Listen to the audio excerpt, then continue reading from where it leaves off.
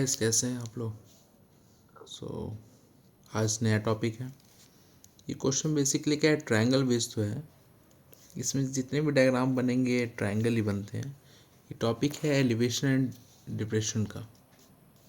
Elevation क्या है, अगर हम सपोज करो यहाँ पे किसी बॉडी को बनाते हैं। मैं देखो इसके दो ऑब्जेक्ट्स बनाता हूँ। एक कोई यहाँ पे एक ऑब्जेक्ट है, एक सेकेंड।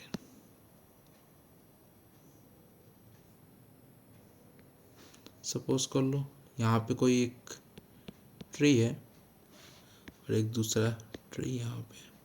जब ये पर्सन इन दोनों के बीच के एंगलों को देखेगा, इसको सी करेगा, इन दोनों के बीच के एंगलों को देखेगा तो यहाँ पे एलिवेशन होगा।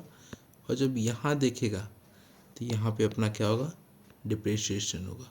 मतलब किसी भी ऑब्जेक्ट को अगर हम नीचे से ऊपर की तरफ देखें, मतलब हाइट पे देखेंगे तो एलिवेशन कंसेप्ट है।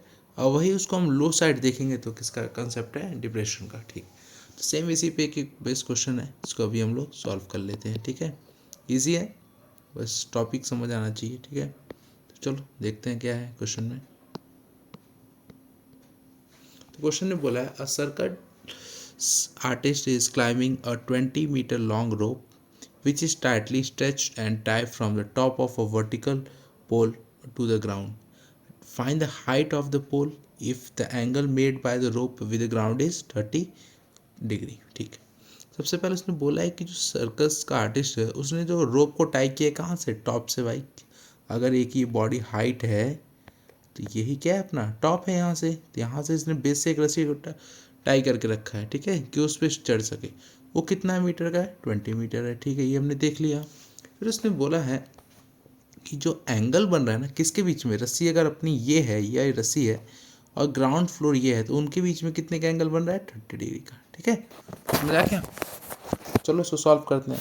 देखो ट्रिग्नोमेट्री जब हम टॉपिक पढ़ते हैं तो उसमें क्या है, एक तो टेबल ट्रिक अपने पास, पंडित बद्री प्रसाद हर हर बोले। इसका बहुत यूज़ है यहाँ पे। ये साइन के लिए होता है, ये कॉस के लिए होता है, ये टेन के लिए। और सेम इसी के रेसिप्रोकल जितने भी टर्म्स होंगे उनके लिए उल्टा हो जाता है। ठीक है, दिस इज कॉसेक है, सेक एंड कॉट है। ठीक है, इनको ऐसे देखते हैं और इनके नीचे की साइड से देखते हैं। ठीक, तो देखो इसका यूज़ जिसको ये आता होगा उसके लिए बेनिफिट है। सबसे पहले हमें यहाँ क्या पता करना है, हमें पता करना है कि हाइट क्या है पोल की, मतलब ये चीज़ एच। जब हम ये टॉपिक पढ़ते हैं ये वाला, इसमें देखते हैं कोई भी एक 90 डिग्री रहता है, ट्रायंगल, राइट एंगल ट्रायंगल। इसको हम हाइपोटेन्यूज बोलते हैं, इसको परपेंडिकुलर एंड बेस। तो हमें ध्यान रखना है कि परपेंडिकुलर एंड हाइट यहाँ पे क्या है, सेम टर्म है। ये तो बेस है एंड ये अपना क्या है, हाइपोटेन्यूज। ठीक, हम क्या कर लेते हैं, सबसे पहले हम देखते हैं कि हमें गिवन क्या है। तो भाई हमें गिवन में है एक एच है, हाइपोटेन्यूज गिवन है, और एक एंगल है, और एक हाइट में पता करना है। तो जो मैंने 6 टर्म्स लिखे हैं ना, ये cos tan and cosec and cot. अब देखते हो उसमें हमें कहाँ से कुछ हेल्प मिल सकता है। हाँ, मैं देख रहा हूँ कि अगर मैं साइन का फॉर्मूला लिखूँ, साइन थीटा किसके बराबर होता है, परपेंडिकुलर अपॉन हाइपोटेन्यूज।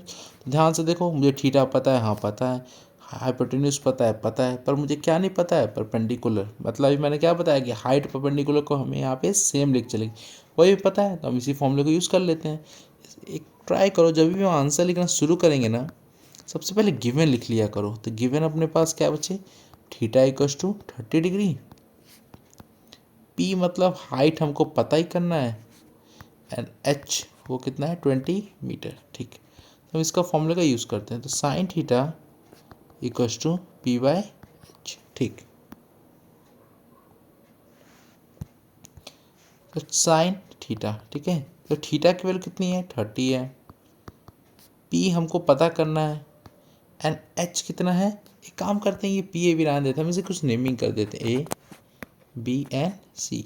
तो पी जो अपनी हाइट है उसका क्या है, ए बी, एंड एच कितना है अपना, ए सी। ठीक, तो जो अपना ये ए बी है हमको पता करना है क्वेश्चन में, वो एज इट इज़ रहेगा। और ए सी की वैल्यू कितनी है अपने पास, 20 मीटर।